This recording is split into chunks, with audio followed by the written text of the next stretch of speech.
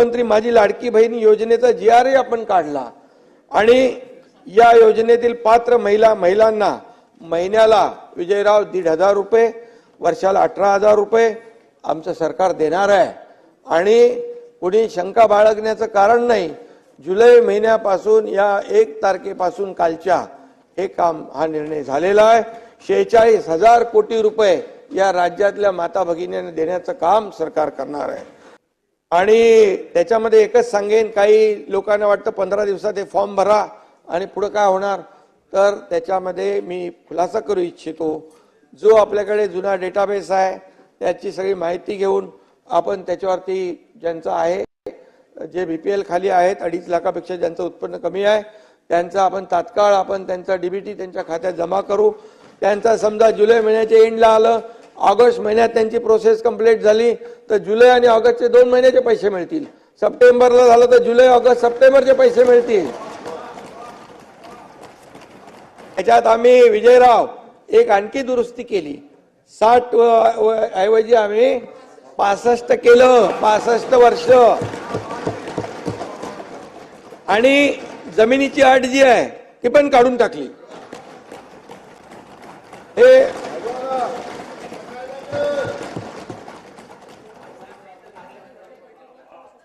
आणि त्याच्यामध्ये कोणीही आमच्या भगिनींकडून बहिणींकडून कोणीही सरकारी कर्मचारी असेल कोणी असेल त्यांनी पैसे घेण्याचा प्रयत्न केला त्याला सस्पेंड करून जेलमध्ये टाकून देऊ।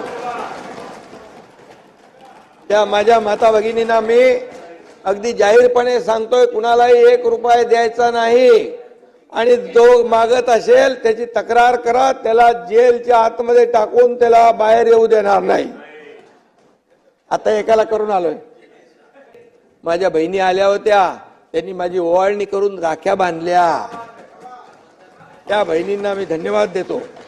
आणि खरं म्हणजे महिलांचा सन्मान करणे ही महाराष्ट्राची संस्कृती आहे ताई, बरोबर ना। आणि त्यामुळे आम्ही GR काढला, त्याला टीका सुरू झाली, त्याच्यामध्ये हक्कभंग आणू असं म्हटलं, परंतु ते काय होत नाही विजयराव। हक्कभंग तुमचा विरोध आहे का याला?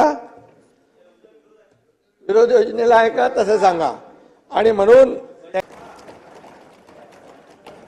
आणि त्यामुळे त्याच्यामध्ये काही लोक म्हणाले, अरे बहिणींचं लाडक्या भावांचं काय, असं काही लोक म्हणाले। पण आम्ही तेही केलं आम्ही विजयराव, लाडक्या भावांचा देखील आम्ही निर्णय घेतला। अप्रेंटिसशिप 10 लाख मुलांना देतोय आम्ही, 10 लाख। हे ऐतिहासिक निर्णय आहे। 6,000, 8,000, 10,000 रुपये महिन्याला। आणि म्हणून त्याची अंमलबजावणी तात्काळ झाली पाहिजे, यासाठी देखील त्याची व्यवस्था आम्ही करतोय। सध्या BPLचा डेटाबेस मी आताच म्हणालो त्याचा उपयोग करण्याला सांगितलंय, म्हणजे नोंदणीसाठी महिलांच्या मोठ्या रांगा लागणार नाहीत, त्यांची गैरसोय होणार नाही भगिनींची, याची देखील आम्ही काळजी घेतोय।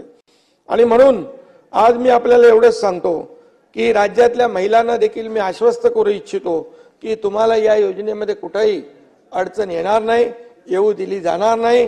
कुणी विचार करण्याची आवश्यकता नाही की 15 दिवसात नाही भरलं तर योजना गेली।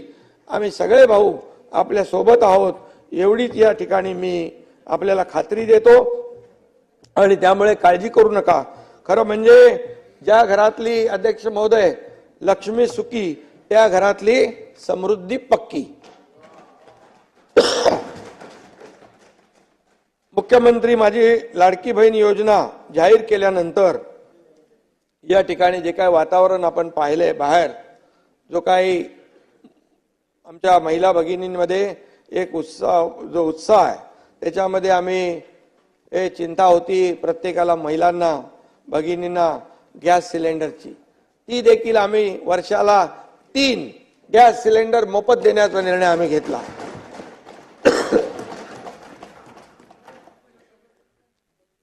एवढंच मी सांगतो की जी गर्दी आता होती आहे सगळीकडे, आपल्या जिल्हाधिकाऱ्यांना देखील आम्ही आदेश दिलेले आहेत की आमच्या भगिनींना त्रास होऊ नये। या खरं म्हणजे आपण या गर्दीचे आणि आनंदाचे फोटो काढायला पाहिजे। या सभागृहात काही चांगले फोटोग्राफर पण आहेत, त्यांनी एरियल फोटोग्राफी सोडून जमिनीवरचे फोटो देखील काढले पाहिजेत. त्यामुळे गर्दी बघून त्यांचे देखील चेहरे फोटो काढण्यासारखे होतील अशा प्रकारची गर्दी आणि अशा प्रकारचा आनंद सगळीकडे आहे. आणि म्हणून मुलीच्या जन्मापासून लेक लाडकी योजना विजयभाऊ आम्ही चालू केली. आता मुलींच्या शिक्षणाचा देखील आम्ही चिंता मिटवलेली आहे. घर चालवताना होणारी गृहिणीची ओढाताण जी आहे ती आपण लाडकी बहीण आणि मुख्यमंत्री अन्नपूर्णा योजनेमधून मिटवली.